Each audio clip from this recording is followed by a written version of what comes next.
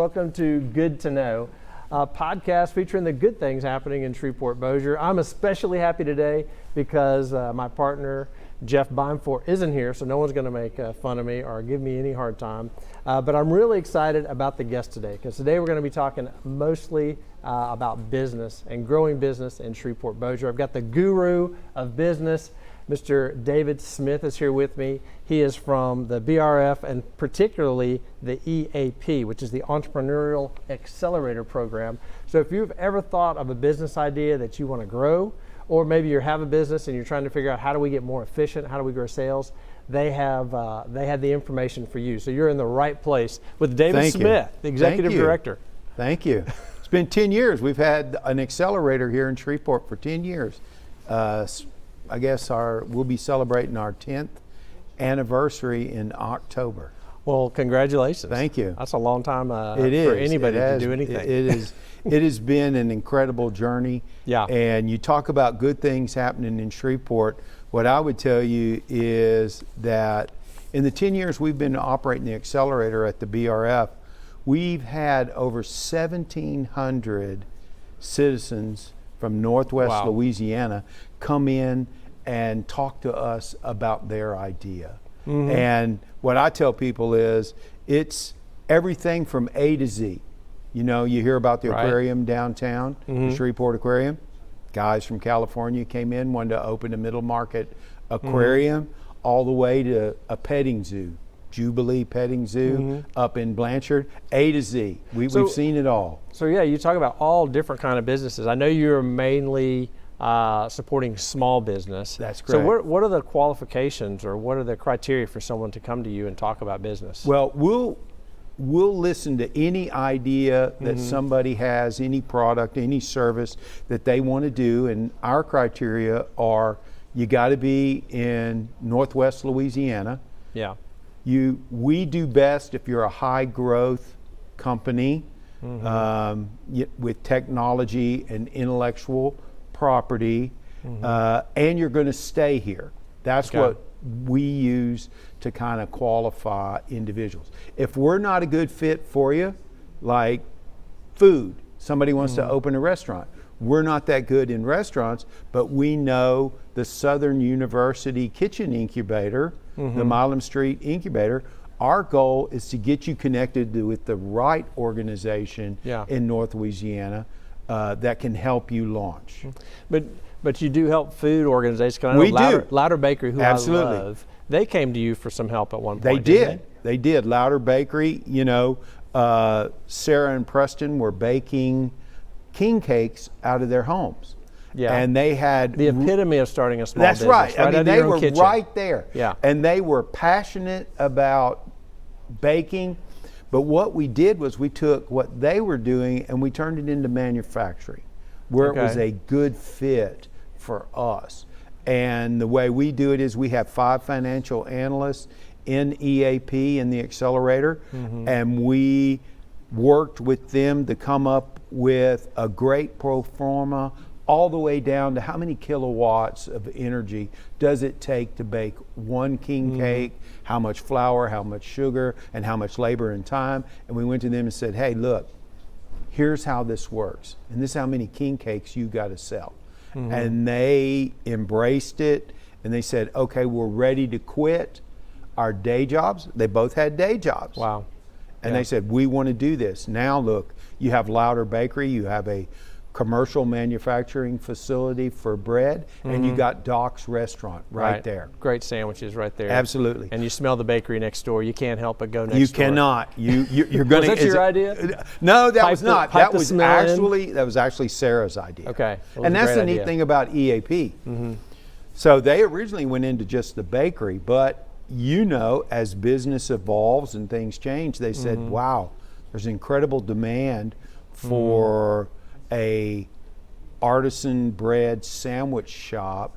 We're getting asked for a lot of different things, so we think we should go into a sandwich shop, and we help them revise the business plan, look at the pro forma, how do we do it, and look at them now. So you keep saying pro forma. So describe for our guests what a pro forma Yeah, is. a pro forma is actually the analysis of the business that breaks down the P&L, okay, down to the lowest Your possible. profit and loss statement, which is the important statement. Is an important thing. And we'll use a lot of estimates on this. The entrepreneurs bring us the ideas, we'll put it together, and we'll get down to, okay, you can sell that for $10.50, and you'll have a 50% profit margin on that. And that's going to be a gross profit margin. And just, I mean, not to get too far in the weeds, although I just love talking about business, I think a lot of people that are interested in starting a business, they have a great idea, maybe it's interesting, and they're like, oh, I can make a king cake for $2. I only need to charge $3 and I'll make money. And you explain to them there's a lot more cost. Absolutely. You said down to the kilowatt hour. Yes, so you help correct. them determine what's a cost, what they can charge for a product and actually make a living off of. That is correct. Okay. And how many of them they got to sell to be successful. And that's so important because so many businesses fail, and it's usually a financial problem. And absolutely, people come into us every day. We love we love the opportunity the BRF gives us to do this because people are passionate about their ideas, but they don't know the business side of it. Right. And that's where we come in, help them do that. Now, we won't do it without them. They got to be part of the process. It doesn't do any good for us to build something and then hand it to them that they don't understand and go out and try to execute a business on that. Right. But so give me some more examples of the different types of businesses that you've looked at. Everything you say from apps to baking to bricks and mortar, all different some kind of the items. the local, our portfolio is very broad. The Red River Range, Brad Simon and the Red River Range guys, he wanted to build that range. It was a very state-of-the-art. That's a shooting range? It's an indoor shooting range here in Shreveport. He had worked the idea for about 2 years, but he really couldn't get any traction. So we helped him launch the Red River Range. Another one is Tomac Glass, a tempered glass company here in Shreveport, selling glass all over the country. Another great one is, I think recently you had John Dudley on for Chasing Aces. John had a great idea. John is a great idea guy. Big vision. Big vision guy. Yeah, not just selling king cakes. He wanted to. Oh yeah, he had an incredible golf vision. Course and he a wants to driving get in range there and slug it out with Top Golf and have a better venue. So we helped him come up with a good business model for that, what he could offer, how he could do it, and look at him. We broke ground. And in next year, we'll have our own homegrown entertainment center. And some people might just have an idea for a product. Some do. You're telling me about the one, the guy has a birth control product for dogs, but it's not a pill or a shot. It's an actual. It is not. It's Dexter Blanche from Highly Favored Creations. He is a professional dog trainer. And he had this idea that he could basically produce a chastity belt for your pet. And so he went out and he did a lot of research and he built it. And now he sold it. Last time he told me, he sold that product in 98 different countries. Countries. Okay. That's amazing. Yes. And you learn things. And what we found out was, when you have a pet, right now there's a big movement in this country for spay and neuter. But in Europe, there is no spay and neuter movement. Matter of fact, it's against the law in Europe to do that. So they have sold more in European countries than they have in the United States. So you just never know till you get in there and start slugging it out. That is interesting. And you stay with it. And he has. So if a person comes to you with an idea, and the biggest challenge I think a lot of people have is they think, well, I just can't get financing. And so what kind, do you help them in financing? We do. You point them in the right direction? Absolutely do. We'll actually sit down with them with their business plan, look at the business, and come up with a plan for them to raise capital, depending upon how much they need. And then when we started this 10 years ago, Dr. George gave us 2 tasks. He said, stand up an accelerator. John George, head of the BRF. John George at the BRF. He's the president of the BRF, and he wanted an accelerator. He's a serial entrepreneur. And he's a serial entrepreneur himself and serial investor. His observation was people think you have to leave Northwest Louisiana to launch a business, and that couldn't be more wrong. Right. You can do it here. Matter of fact, your money will go a lot further here than it will if you think you're going to Silicon Valley. So he said, start an accelerator. So we went over and we visited accelerators all around the country. Then he said, your second task is organize the capital in Northwest Louisiana. Form an angel group. So we looked at angel groups all over the country. We looked at Austin. They were our mentor. They helped us put some things together out of Austin. We looked at Ohio. Ohio had a very successful model. We mostly took some of the Ohio lessons learned on that. And we organized it. We have 72 accredited investors that are part of the New Louisiana Angel Fund that invest in North Louisiana businesses. And most of them are entrepreneurs themselves that are making a commitment to help finance startups in North Louisiana because they focus solely on North Louisiana. So back to your question, well, yeah, we'll look at it, and if there's a bankable piece, we work with a lot of the banks. We know what they want to see. We'll build those products what the bank wants to see. If you're going for an investment, we'll help you put together a pitch deck. We'll help you put together an investment strategy. We won't do the investment documents for you. They'll have to get their own attorney to do that. And we don't guarantee anybody an investment. It's they have to be the one that goes out and does that. Well, you said you've seen over 1,700 ideas, but you funded 100. That's correct. So what are some of the biggest mistakes people make? What are some business ideas they brought to you? Do you tell them, say, well, you probably shouldn't do this, or? Well, here's what we try to do is it's not our job to tell you that's a bad idea. It's not our job to tell you that you shouldn't do that. You got to come to that conclusion yourself. We will work with them and we'll show them the numbers, okay, that say, look, a single product company is hard. That means you got to sell a whole lot of these. Is there anything else, any other product that you're thinking about that complements this that you can build a business around? So we don't tell anybody, no, this is a bad idea. All right, we say we got to work on this idea. You're not ready. All right, and we'll let them go out and experiment. And I think that's the best way that they can learn. Okay, go produce a small batch of these, go out, see if you can sell them, see what feedback you get, come back, let's iterate on the idea, let's iterate on the business plan, and a lot of them have done that. Now, some of them do that and they realize this is work. This is hard. Right. I don't like being told no. All right, and they'll go on and do something else. Now, that's not failure. We don't look at anything like that as failure. Okay, you learned a valuable lesson. The next time you do it, you'll probably do it even better. Yeah, a lot of people don't have a success on their very first try. They do not. They do not. So this sounds like a tremendous amount of work. It is. What do you charge people for this? We do not. The BRF. What's in it for you? What are you doing it for? Well, the BRF, as an economic development agency in Northwest Louisiana, we focus on the diversification of the economy in Northwest Louisiana. You know, we always ride the oil and gas wave.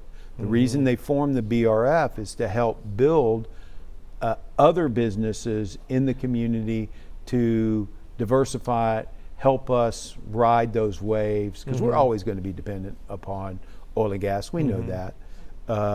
But the more businesses that we can build in Northwest Louisiana, the better off we are. That's the return for the BRF. Well, and the small business is kind of the heart of a of a community. It is. You know, it's awesome to have a Bentler Steel. It's awesome to have, you know, these big companies and oil and gas industry and so forth. But I'm not going to run down to the port and do any shopping. You know, Nope. You need the infrastructure. You need the small business. You need the louder bakery. You need the You products do. Yeah, local. absolutely. But Well, also, when you bring in these big companies, they want to see that infrastructure in a community, don't they? They do. You know, we work with Justin and the gang at NLEP. They focus on North Louisiana Economic Partners. Partnership. Yeah. These acronyms are yeah, amazing. I'm gonna have absolutely. to When put you get into a cheat economic sheet development, together. everything's an acronym, right? It's kind of like being in the military. Yeah. Okay, people get awards for dreaming Yeah. up these acronyms. It's got to be that way. I in love economic. Justin Dixon, a hard-working guy. Great guy. And we need him out there recruiting these big companies, right? And then you need something like the BRF, building local small businesses, so that when they come in, they see there's local businesses. Right. They see the quality of life. And you got to have the, you know, the entrepreneurs that are willing to go into the entertainment industry and the restaurant business. They want to see all that. So it's important that you're building all that at the same time that you're out recruiting a big. So if a person has an idea, they say, man, I want to start a business. I just got this great idea. Or what do you think they should do first before they even come see you? How does a person get started with these dreams? The more, you know, Google is their friend. Okay? Google and the YouTube. That's right. Google, YouTube, do as much research as you can. Don't go write a 100-page business plan. You know, yes, get your thoughts together. Think about what you're doing. Know as much about the business that you want to be in, and then we'll help put all of it together. People come into us all the time. They haven't done their research, and we'll send them. And you know where we send them? We send them to the library. The library is an incredible resource for someone that's thinking about launching a business, because with your library card, you can get access to probably 15 to 25 different databases for free that you would not have access to. And with your library card, you have access to online training for free that you will need to launch your business. Perfect example, QuickBooks. You know, we tell everybody, okay, you're getting ready to launch. Who's your accountant? Who's your bookkeeper? How are you going to do this? You going to do it? You could probably start off doing it. But if you don't know the difference between a debit and a credit, okay, you're going to struggle. So we encourage them to go out, go to the library, learn take QuickBooks, and do as much research as you can. That was the worst thing for me when I started running my little hamburger stand. Being up till midnight every Sunday night handwriting payroll. Yep, absolutely. You know, but I had to do it until I could afford an accountant. That is correct. But now they have services, so many services. There are so many services. Don't let that stop you from doing it, but you just need to be aware that that's something that has to be done. It's got to be done. And if there's, you know, if you can help make that one step just a little bit easier for them, they're going to be able to put their time and effort in other things. So what do you think is the biggest mistake people make when they're trying to start a business that trips them up? Overvaluing their idea. And they won't move off of that idea. I've had people come in, tell me this is a $40 million business. And I go, well, how many have you sold? I haven't sold one yet. Well, how many have you made? Well, I've got the patent. Okay. Wow. I filed the patent. I spent $5,000 and I got the patent. I said, that's a good start. I like it. But we got a lot more work to do to figure out what this is really worth. And it's probably not $40 million.